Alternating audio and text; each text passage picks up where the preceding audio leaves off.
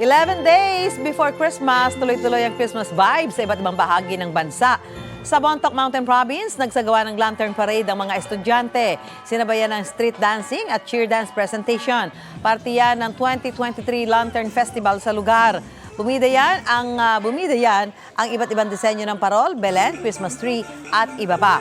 Pinoy na Pinoy naman ang tema ng mini Christmas village sa Bagos City, Negros Occidental. Tinawag yang Pasko sa Nayon. Tampok dyan ang 6 na bahay kubo na gawa sa indigenous materials na pinalibutan ng mga pailaw at dekorasyon. Dagdag atraksyon din ang centerpiece Belen artwork. Mauna ka sa mga balita, bisitahin at mag-subscribe sa GMA Integrated News sa YouTube. Sa mga kapuso abroad, samahan nyo kami sa GMA Pinoy TV at sa www.gmanews.tv.